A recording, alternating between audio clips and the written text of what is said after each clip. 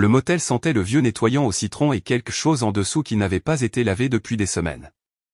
J'ai glissé la carte clé. La porte s'est coincée avant de s'ouvrir avec un grincement.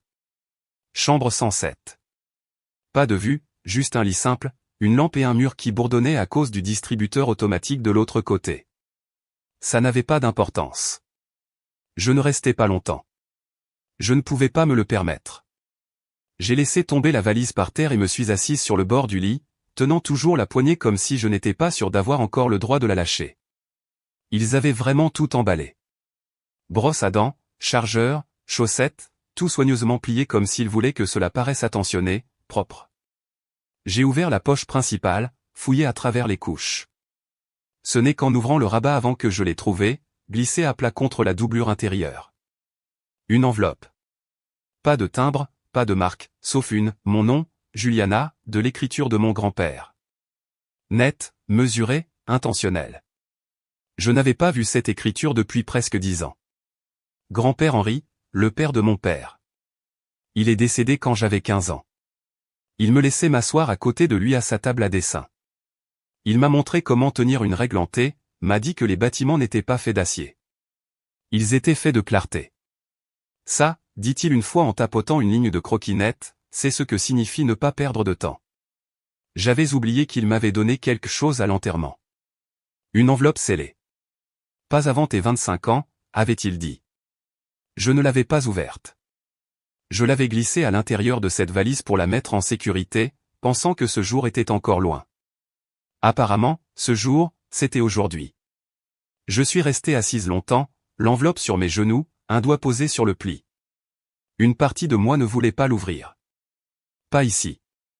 Pas dans un motel qui sentait l'eau de Javel et la perte. Mais une autre partie, celle qui venait d'être effacée sans avertissement, avait besoin de savoir si quelqu'un m'avait jamais vu clairement. J'ai glissé mon pouce sous le rabat et l'ai ouverte. À l'intérieur de l'enveloppe, il y avait 3 choses. La première était une lettre. 2 pages dactylographiées mais signées à la plume. Chère Juliana, commençait-elle. Si tu lis ceci, alors tu as eu 25 ans. Et cela signifie que les conditions que nous avons fixées sont maintenant à toi de les réclamer. Mon grand-père écrivait comme il parlait, pas de mots superflus, pas de fioritures. Il parlait de l'entreprise familiale, Reed & Timberland. Comment il l'avait bâtie à partir d'une scierie et d'un seul camion.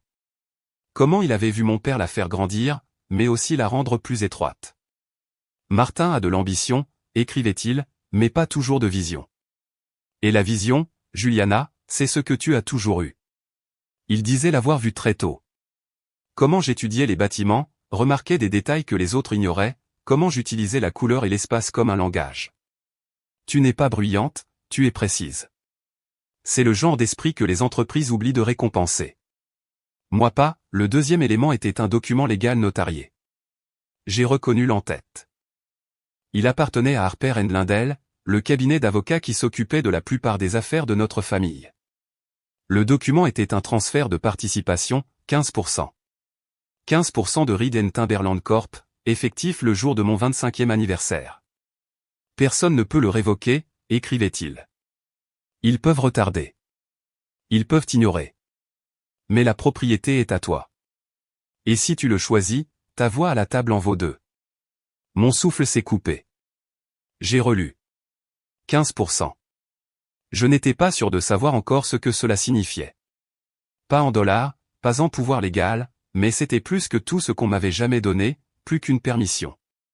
C'était une présence. Le troisième élément était un nom et un numéro, Helen Whittaker, conseil en succession, Harper & Lindell. Et en dessous, une note de son écriture, s'ils ne te l'ont jamais dit, appelle-la. Cette phrase m'a frappé plus fort que tout le reste.